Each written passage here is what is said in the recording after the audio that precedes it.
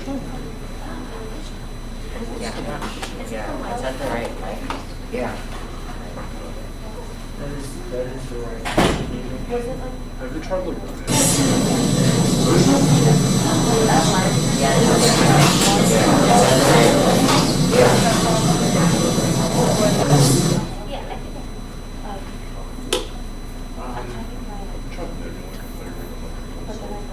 Yeah, that's the mic that's on. That's our best mic.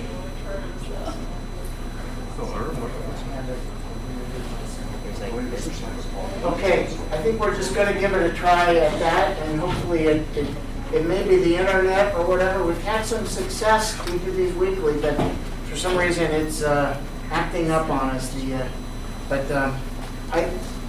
I'm very happy for the students in the room and for everyone to have Professor Veda Kaplinsky, the chair of piano at the Juilliard School, is with us. We're very grateful for her giving us her time today and rearranging her schedule to be with us in our time frame. These master classes have been supported all year by Jeffrey Abrams and Margaret Barry, and we're very proud of what our students do. We are looking forward to today's piano master class. Our first performer will be Emily Wu. She's a 10th grader who studies with Nathalie Zhu, and she'll be playing the Liszt Transcendental Etude number 9, Ricordanza. Please welcome Professor Kaplinsky and Emily.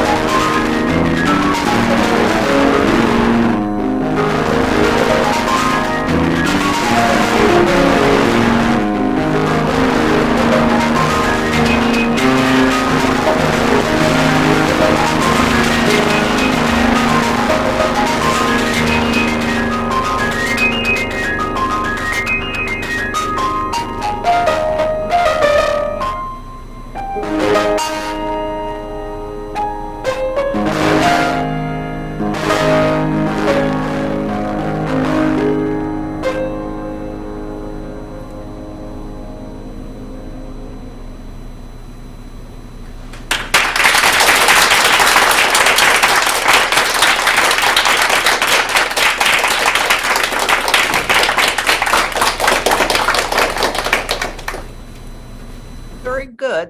I wish I could comment on the quality of your sound, but honestly, this connection made it sound like I was listening to you over a phone. There was a lot of distortion and a lot of fuzziness in the sound. But there were some things that I was able to tell, and there are certain things that you learn to sort of translate through the internet after teaching online for as long as we had to teach online. So I will try to make some sense out of it, but I won't comment on the things that I really couldn't hear, like the quality of the sound, legato, things, phrasing, things like that. It was very difficult to hear. What I was able to hear was more by way of timing and maybe by way of balance.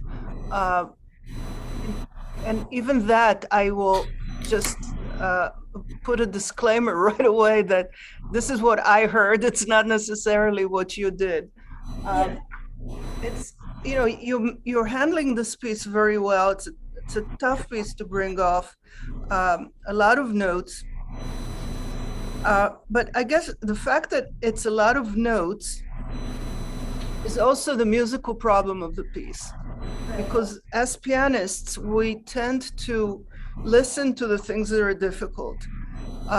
When one hand has a lot of notes and the other one has only a few, but they happen to be important, we tend to favor the one that has a lot of notes because we're in a survival mode when we perform and we want to make sure everything is right.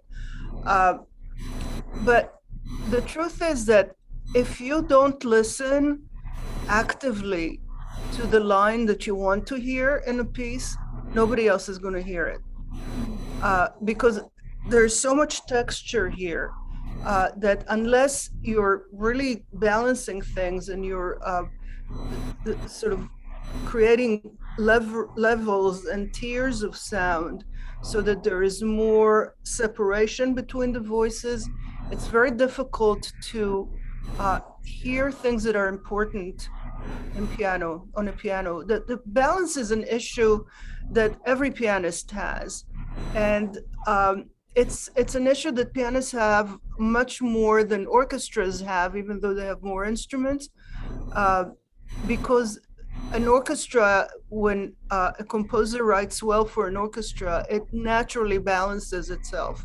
There are certain instruments that will pierce through the sound, and those are the instruments that will have the main lines, and everything else is given to instruments that will blend and create more of a color of sound rather than a focus of sound.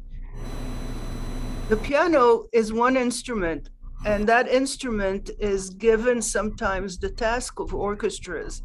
It's given so much texture and it's given so much sound and so many different voices that it's very difficult to balance it because it's basically all the same instrument.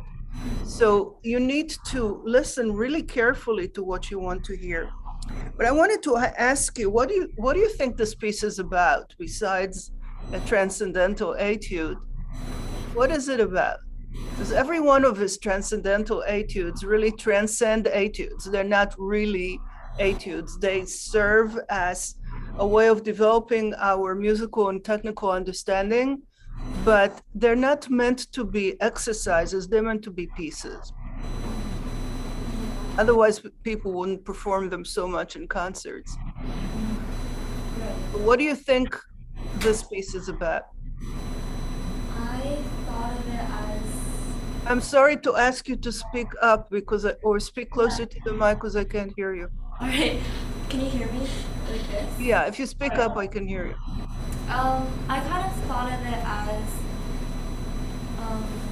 a sort of love song, a bit, as in like heartbreak. It's not really happy, but it's so like very like soulful and like wanting something more kind of thing. And at the end. Okay. Now you said the key word, wanting. There's this a sense. I think this is the love song, but the love song is also searching for something. And the introduction, actually, more than anything in the piece, is really a search. And finally, when the real melody comes in, it's almost like, ah, now I found it. And then, just like in life, you think you found love, and then problems start. So you start searching for solutions to those problems, and again, this feeling of wanting or looking for something more sets in. So how do you think you can, what exactly do you need to do in order to produce this feeling of searching or of looking for something at the beginning? I think having taking time and giving back time and like kind of About what? I'm sorry? just like pushing and playing around with the rhythm. The rhythm, yeah. The timing. When you're looking for something, there's a certain feeling of agitation inside. You're looking for something. You're searching. So things cannot be steady. They need to be understandable rhythmically, the way speech is. So different notes need to be grouped together so that they produce a certain utterance that makes sense. You don't want to hear syllables, you want to hear ideas. So when if you look at the first line, what happens there? You start by really searching, right? Right. So this, and you think maybe you found it, but you didn't. So you look again. But those resting points are places where you arrive at and then decide where to go from there. So every time you arrive at one of these, you're not sure where you're going to go. But then you decide to go and then, can you hear the piano? Yeah, I can hear it. Yeah, okay. I wish it was the other way around. I'd rather be able to hear you, Ellen. But so I want you to feel that this beginning is not definitive. It's and then the harmony is a way of pausing. And then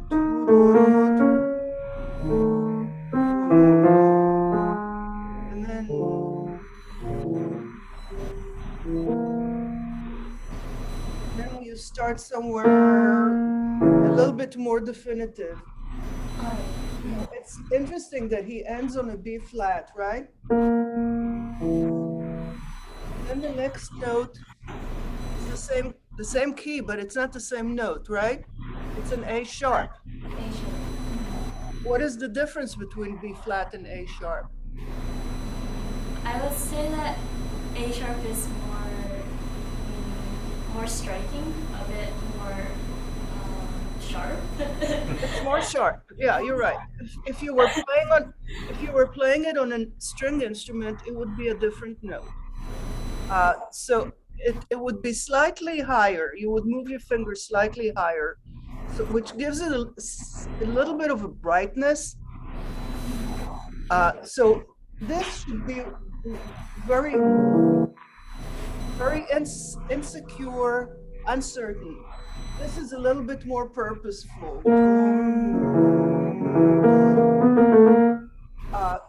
But throughout this whole thing, you have a recitative, you have the voice, and you have a strumming on a guitar. When you hear some, or on any instrument, you have a strumming that accompanies. On any combination of instruments with a voice, there would be no way of the strumming actually being confused for a melody or for something that. But on the piano, it's entirely possible. You do this, and it sounds like. So you have to guard against that. So give all of these.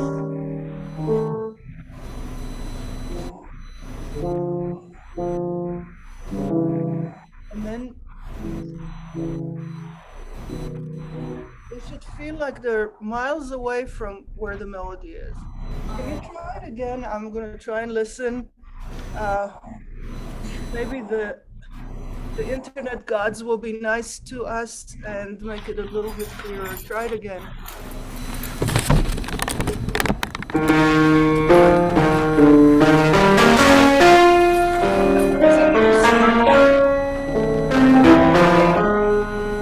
You're starting it like you know exactly where you're going to go.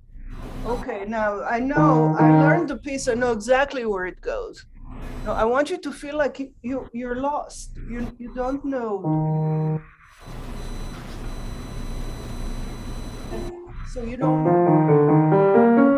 I mean, this is nice, but it doesn't produce the kind of mood or sentiment that you're trying to produce.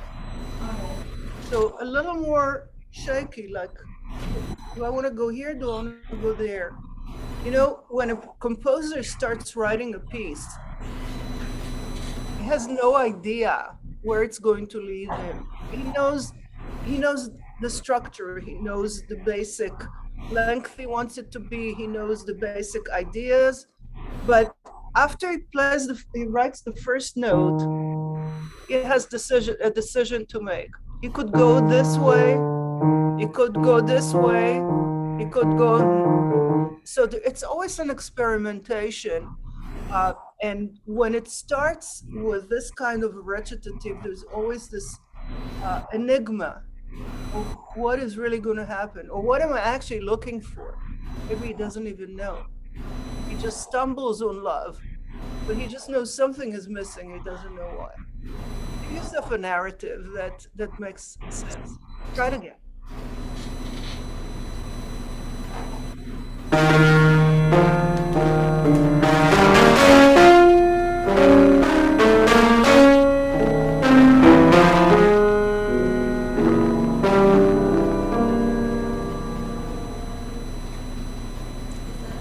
Good.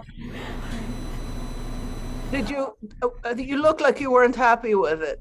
Oh, I wasn't sure if that was like the right sort of, if that level of playing with the rhythm was sounded okay. I'm sorry, it's hard for me to hear you. I'm really sorry. I know it's a pain, but yeah, I wasn't sure if that sort of the way I played with the rhythm was all right in that situation. I wasn't sure. You know, there's no such thing as all right. I mean, he's writing a rhythm which is very measured, but that's not really what he wants when he writes a recitative. What he wants is for you to express. He wants something to be expressive here. So it starts by turning around. Look at the patterns. He could have written right away. He could have started it like this. He doesn't. And then he gathers energy and he goes to here to think maybe that's where he wanted to go, and then knows to here. There's a million ways of doing it, but you have to feel that you're saying something in that first line, which is a sentiment and a sentence that expresses that sentiment. Sounds good. Yeah. You want to try?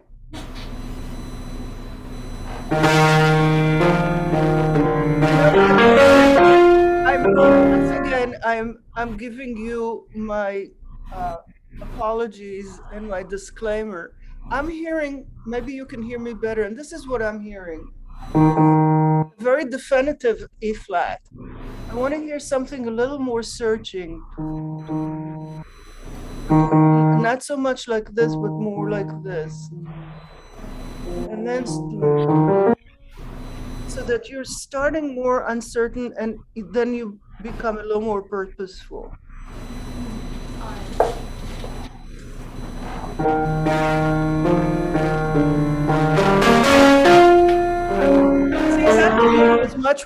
much more convincing.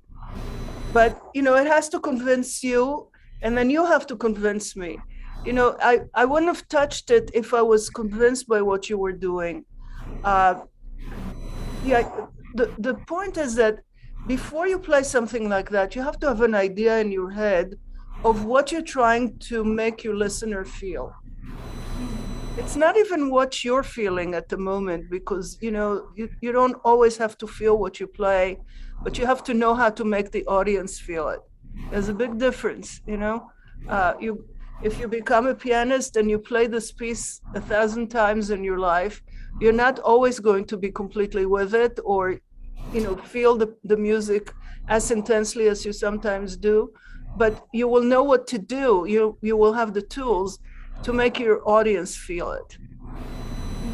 Okay, so that's what you have to search for. So that the first note is like this, and then if you have another idea, that's fine. But then you have to see if you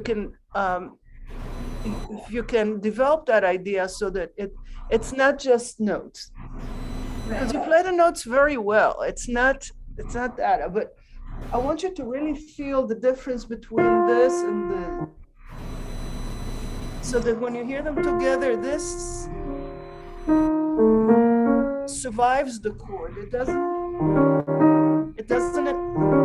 doesn't get interrupted by the chord. You understand? Yeah. So the whole introduction needs to be thought that way. And then what happens in the Poco Animato? In the Poco Animato, you have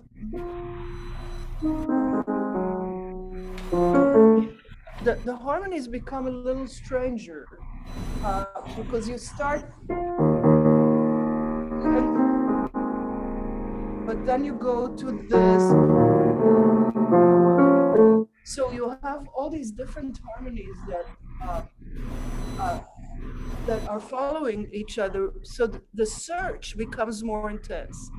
It's almost like, when horses smell the stable, they start going faster because they know that they're almost home.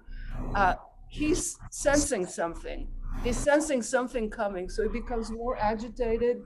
And then it goes to all of that stuff. That's not the important stuff. The important stuff is more what you're doing here. And this is just the fluttering of the excitement.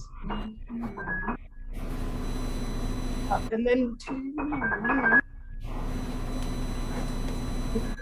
it keeps going down. But you want to feel that that it's fluttering. It's not the main thing. It's not a thematic material. It's not. So you need to vary it more. You need to vary the dynamics. You need to decide whether you're going to end up. And then when it becomes.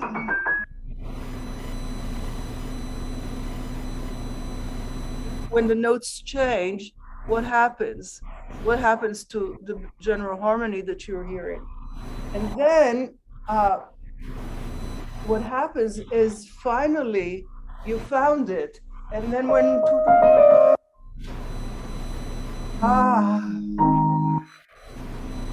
I'm in A flat major, that's what I've been looking for.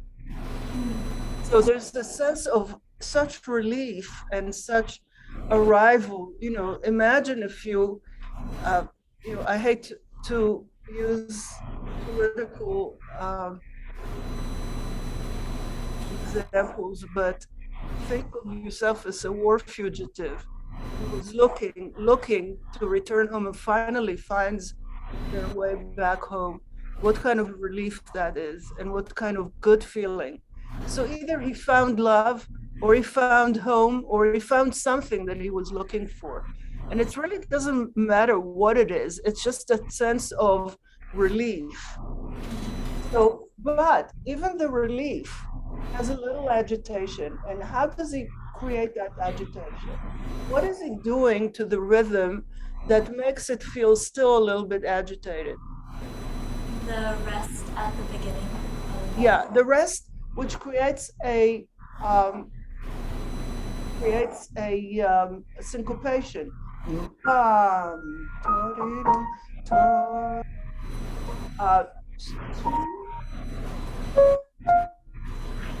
so what happens when you have a syncopation? It's almost like a gasp.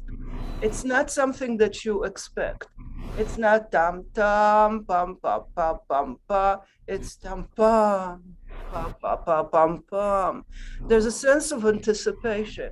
So even though there's a relief at finding the tonality finally, still when you have the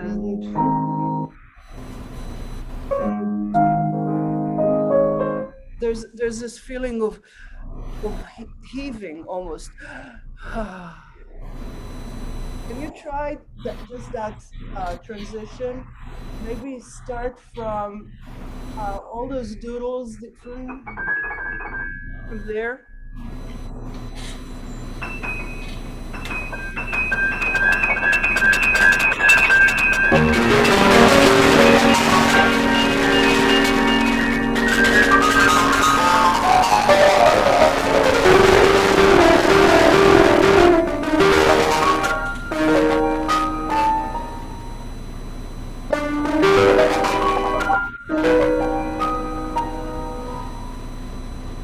Okay, there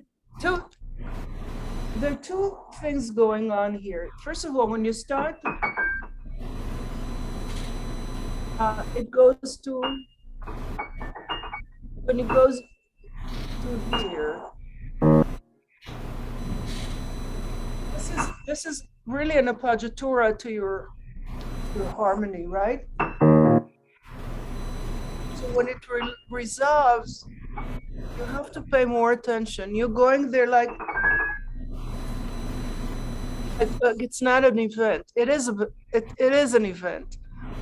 You're resolving this to this, so you have to have something happen there. And then when you have the and then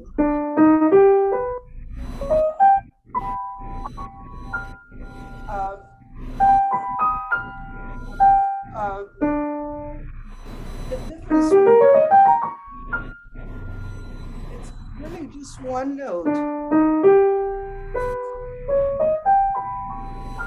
right? But that one note changes the color of the harmony tremendously.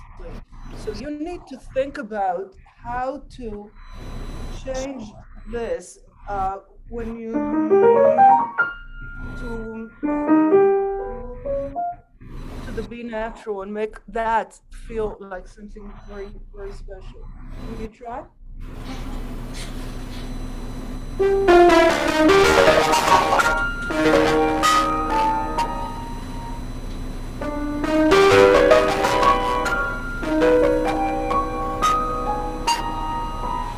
Right.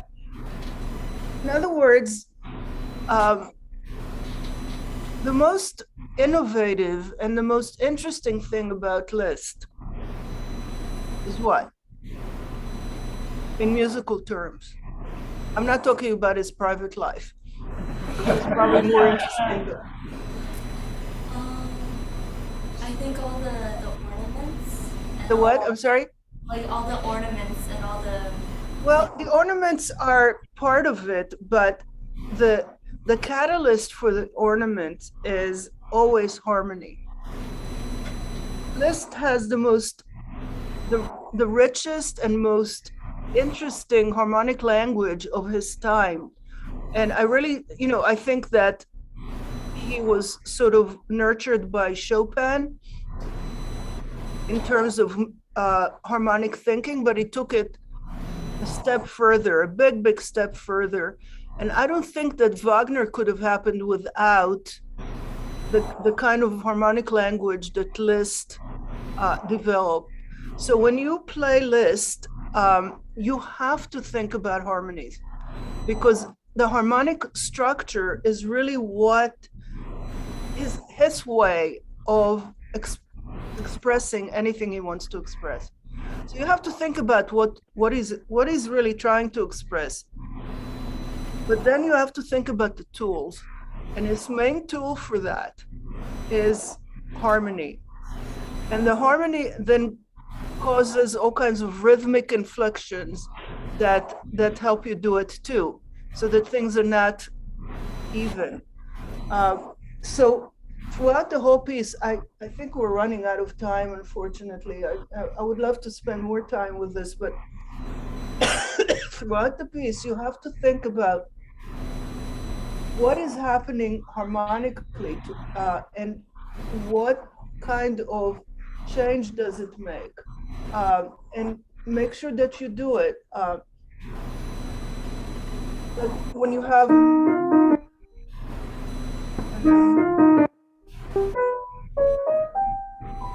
which is again that change of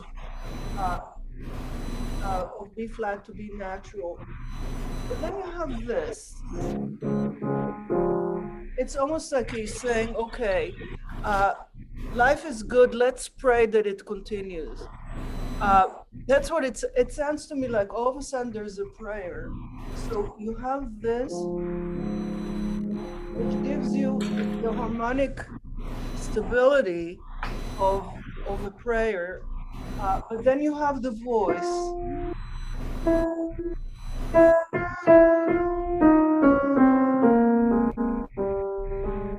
And if you play it really metronomically, you can have a beautiful sound, but it won't be expressive because people don't talk that way. People don't express themselves in a metronomic way. So you want to feel this.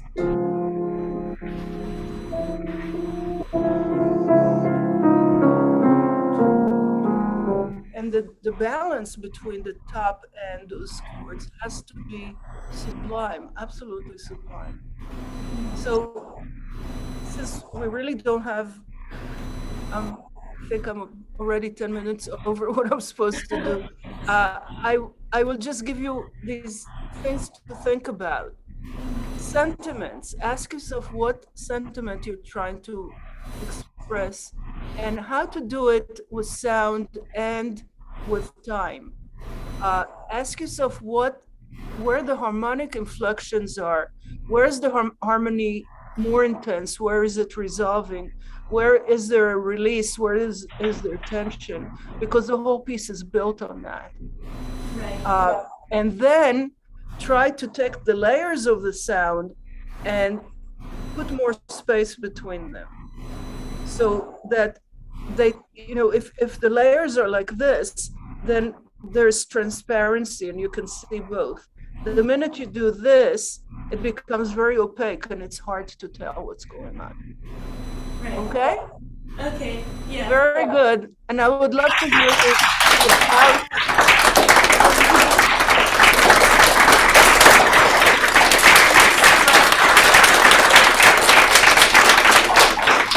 I'd love to hear you sometime without electronics getting in the way. I have a feeling that I would enjoy it a lot more. Okay, thank you. Thank you, Emily and Professor Kaplinsky. Our next performer is Sebastian Pitt. Sebastian is a student of Amy Young, and he'll perform these selections from the third movement of Rachmaninoff's second piano concerto, the Allegro scherzando.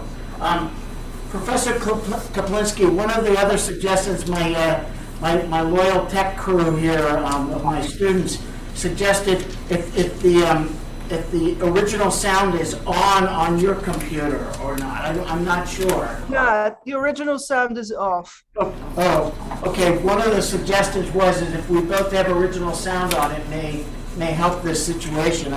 I'm just not clear what's happened because we do this pretty regularly, but there doesn't seem to be an internet interference. Do you have original? It may be on my end. I mean, this is a computer that I use all the time and it works, but I'm usually when I do these classes, I do them from home. Yes. But I was not able to get home, so I'm doing it in my studio at school. And it's possible that the internet here is faulty, I don't know. But is your original sound off or on? It is on at this time. All right, so let me try and put it on.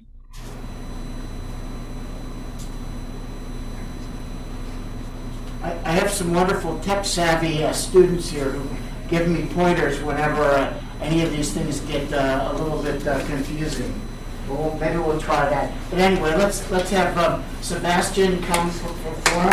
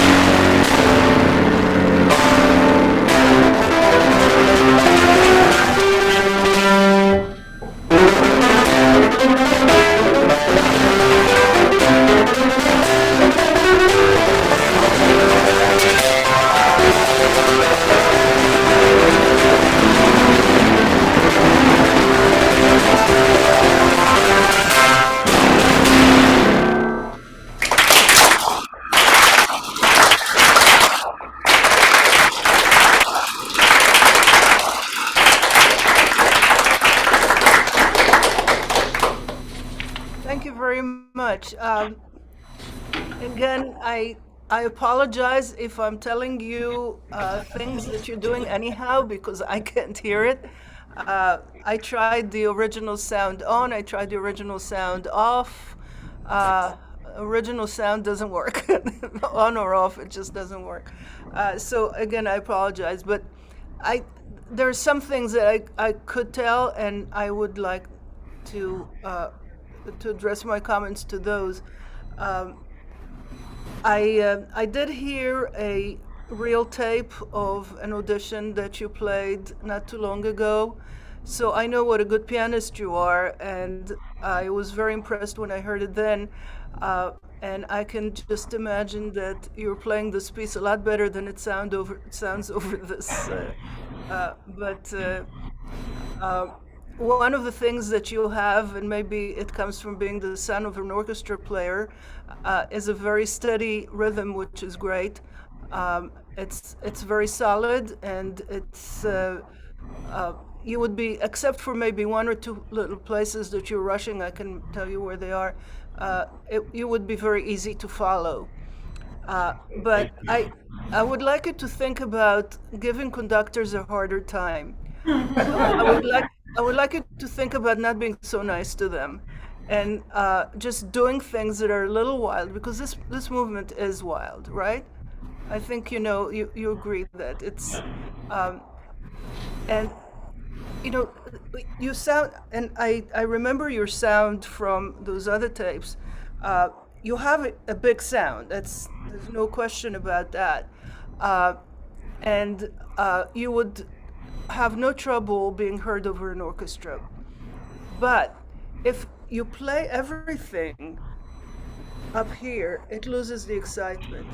Because excitement in music is not based on volume, it's based on dynamics.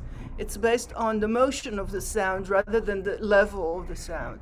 So you can make something really exciting by going from a pianissimo to a forte, much more than by going from a mezzo forte to a forte. So there are places here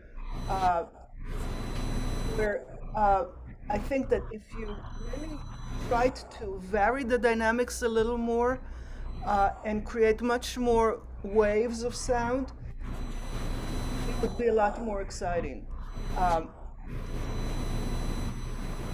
The original, the run that starts the movement, the orchestra sort of builds up, and then you come in and you absolutely explode with that thing, right?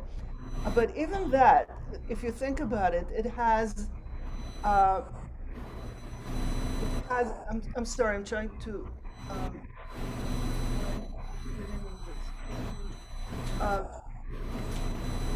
So he writes a crescendo to a fortissimo in the middle of that run, right? But it doesn't tell you how to start. It doesn't tell you to start forte or piano. What would happen if you started a little less and made a huge drive to the top so that you scare everybody to death? You have to learn to play this run to the point where you're not worried, because you sound to me like you're playing it safe, and you can't play it safe. And I'll give you a secret. I'll tell you a secret about this particular thing. Nobody can tell if you're playing the right notes or not. It's so fast and it's so noisy and clangorous that they will hear the sweep to the fortissimo. They won't hear if you miss a note or not. So can you try it once again and just really go to town? Throw all caution to the wind and just explode, literally.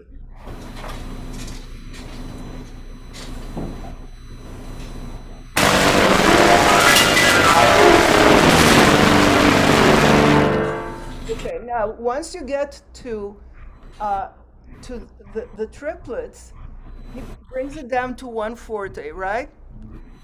And even within that forte, you have this, and then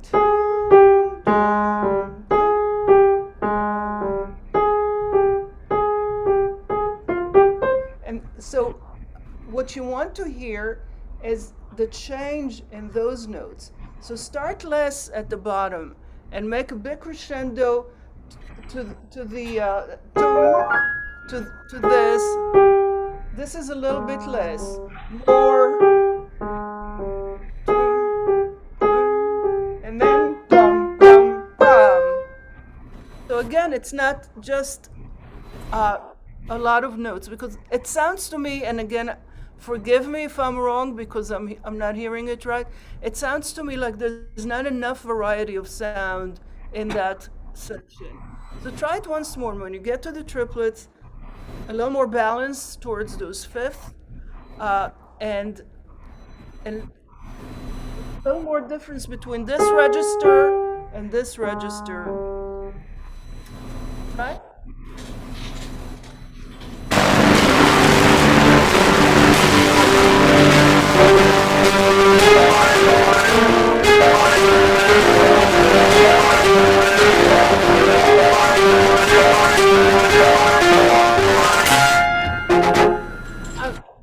I don't know, I'm beginning to feel that I really am not hearing anything. I couldn't hear the diminuendo, and then dum dum dum. That last crescendo, it sounded to me all on the same level. Can you try to really exaggerate it and let me hear if I can hear it or if it's my problem?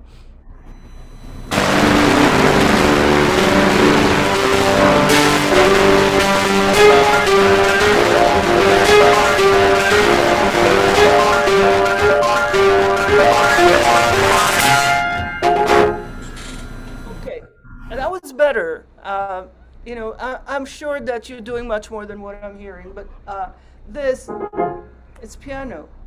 And then the forte is only when it changes from here to here, right?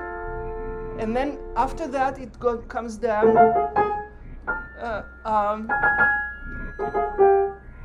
And then the orchestra. That's a favorite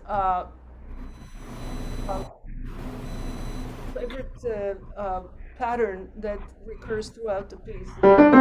So that's big, but everything else is less. So can you play this on the piano? And then sort of surprise everybody with that change.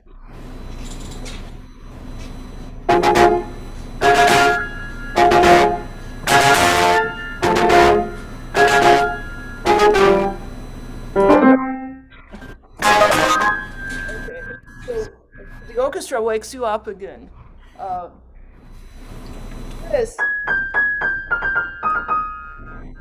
That theme recurs throughout the movement in various permutations, like. But here, it's a theme that basically goes down. So it goes from here.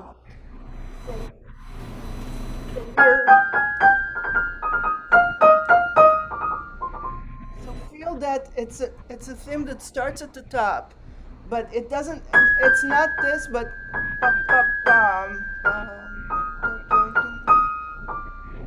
So it has more of a shape, not but.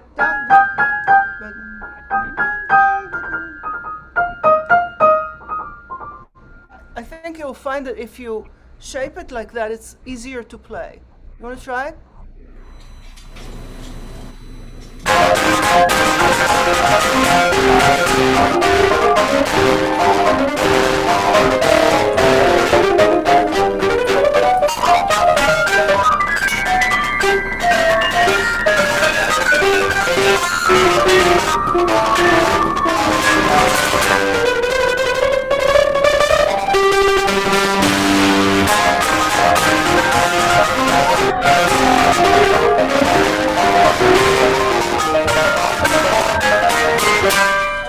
Can you hear me? Yeah. Yeah, okay.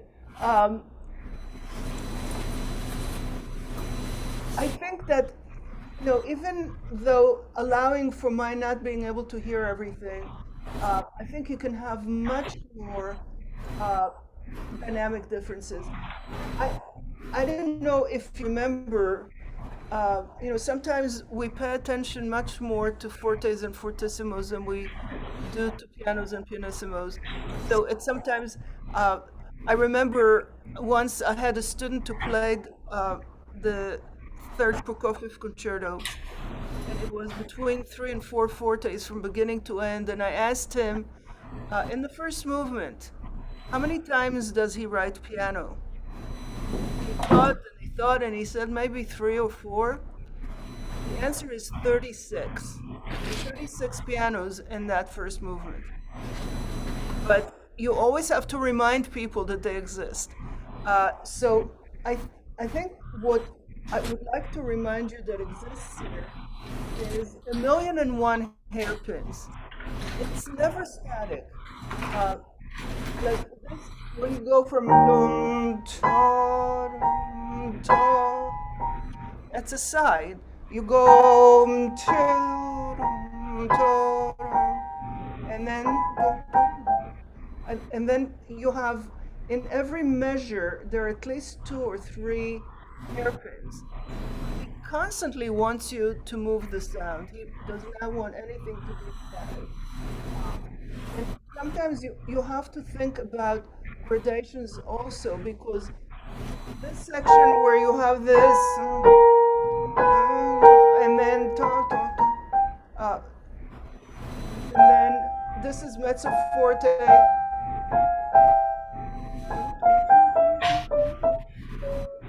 this is piano.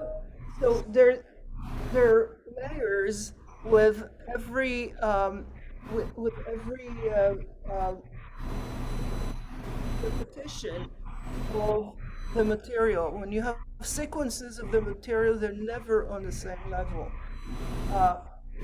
And by the same token, when you get to those fortissimo chords, they shouldn't all be the same. You have this, and then you have, and then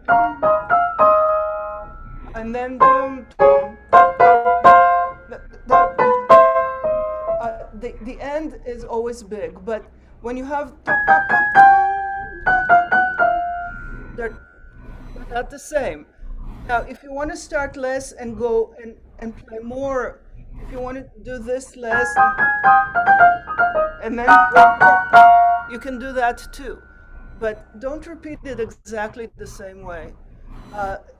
We have, I remember years ago, Alfred Brendel came to Juilliard and he did a bunch of master classes and lectures. And he said something which is very true, that he noticed that young people tend to stop listening when they reach a mezzo forte. They listen when they play piano because they're trying to make it, but then when it's forte, all bets are off. So you want to think of the fact that each dynamic marking, whether it's pianissimo, piano, forte, fortissimo, has a range. Not all fortissimos are created equal.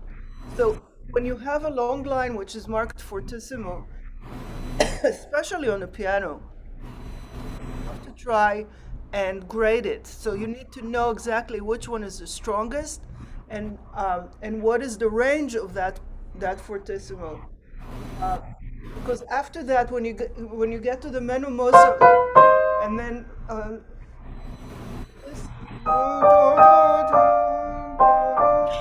this is forte, but it's a very different forte from the previous one, because it's more lyrical. And so this is an exclamation. This is much more of an expressive, right? And you want to hear the difference between those. So it's not just the volume, it's also the quality of the sound and the type of sound. So you want to vary how you produce the sound. If you want a really big sonorous kind of fortissimo, you do this. you just move your elbow forward, and I don't know if you can see me. This will give you the biggest sound. Here it's a slower attack, and a little bit more voiced towards the top. So those various ways of producing the sound will give you much more variety. The same thing is true of the second theme. So he didn't write this theme. He stole it from somebody. I don't know if you know that. It's, the catalyst for the whole piece. He wrote this movement first. He wrote this movement because he heard some amateur musician who wrote this, literally stole it from him because he liked it so much.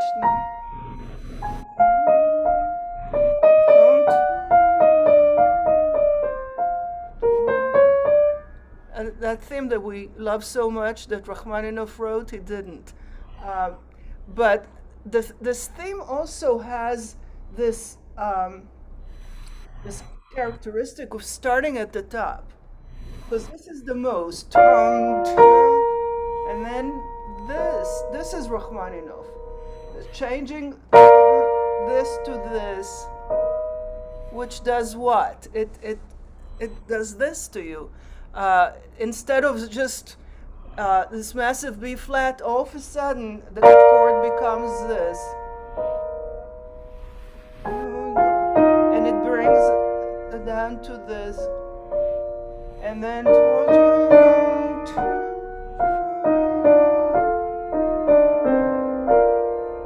this is less. So it goes from here all the way to this, and then it starts again. So when it starts, start much less, because again, you play this beautifully, but it didn't have enough variety, because you want to color this piece with 64 crayons, not with 8 basic colors. You want to create nuances. You want to create the ability to change a note from to this without doing this. The same thing is true. I don't know how much time we have. If somebody can tell me whether I'm going way over time. Or... Can I continue? Sure. We lost some of our live audience because they had to go to rehearsals, but okay, I'll try to wrap it up. Sure. Sorry. That's okay. No, I'm sorry. This section, why is it there? I mean, it's a transitional section. But how long does a transition have to be, and why repeat the transition? Because he does, and then he does, and then why 3 times, and what is this transition doing, and how can you make it special so it doesn't sound like, whoops, I ran out of ideas, so I'm just going to write these triplets.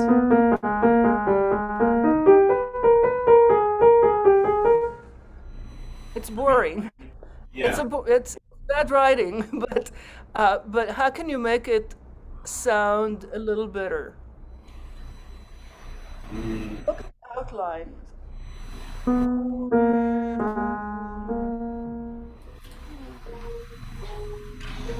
And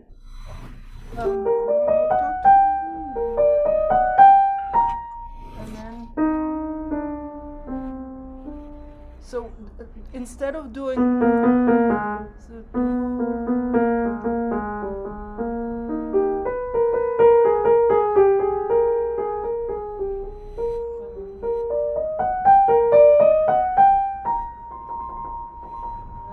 maybe less. So, I was talking, when we were talking about the ricordanza, about how the beginning is a search. It's searching for something. You don't even know what. This also should sound like a search. Like, okay, I'm lost momentarily. I don't know where to go. So there's a certain rounded feeling inside that's not, but a little more special. Something has to be special about the sound to make you want to listen. So even if the material can be sometimes banal, if you assign a special sound to it, it sounds much more convincing. So you have to look for the kind of sound that you want. And then when you start here, that's piano. You know, you attack it, but it goes from piano to fortissimo. So it starts.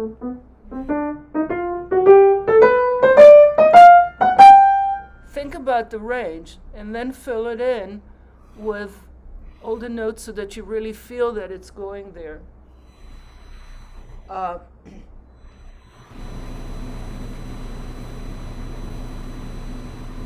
Everything is true for the fugue. It's not. It's a, and then he varies the rhythm, which catches you by surprise. So, and that's why those accents are there in order to shift the beat a little bit, so that it sounds a little bit more interesting. But when you have all of these have hairpins on them.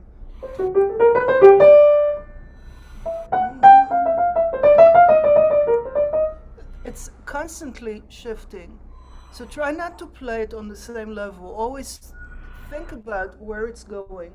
You'll be amazed at how different it's going to sound when you do this. For the same token, this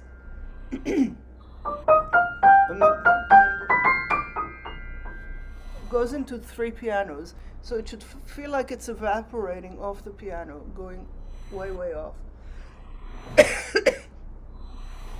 All right. The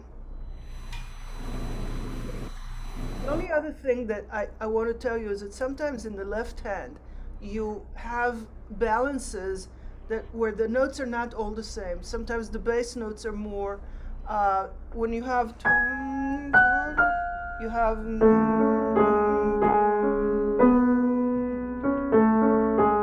so you don't want to hear, they're not all the same.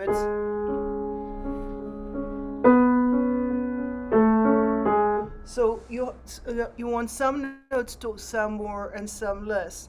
And generally, in Rachmaninoff, where the textures are so thick and so massive, the middle should be always the softest. So you want to think about the basses, and you want to think about the tops or wherever the melody is, and all the accompaniment needs to be a lot softer than you think it needs to be.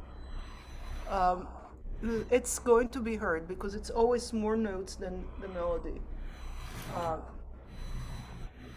So just think, again, in terms of colors and in terms of direction. The master, if you want to hear a master of doing this kind of crescendo thing, listen to Horowitz. He has this ability to make it sound like he's getting shot out of a cannon, and it's just so exciting, and it doesn't end up necessarily in a forte or fortissimo, but the motion from really soft to where he wants to go, especially when it's worked out really carefully, is stunning. Okay? All right, I'll tell you the same thing I told her, that I hope I can get to hear you without electronics getting in the way, but I hope that I was able to give you at least a few ideas, even though I wasn't really aware of every little detail that you were doing. So. Thank you very much. Good luck with it.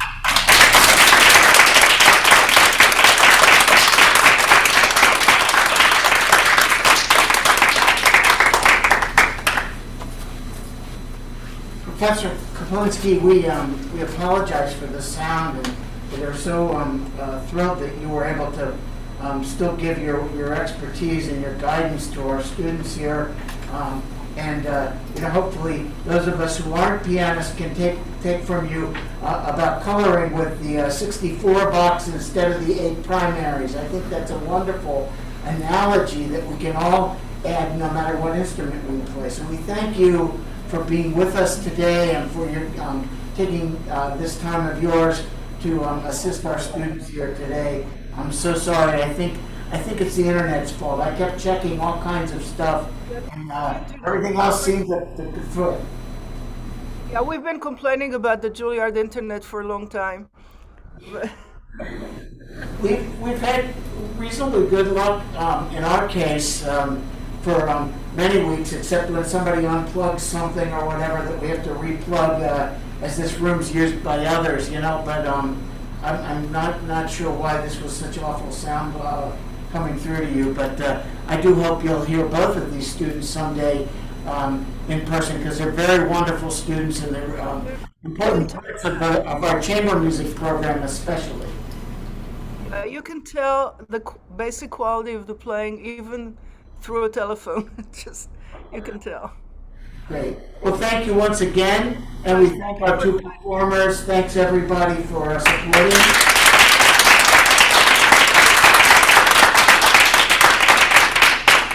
And we hope we do see you in person someday. Thank you so much.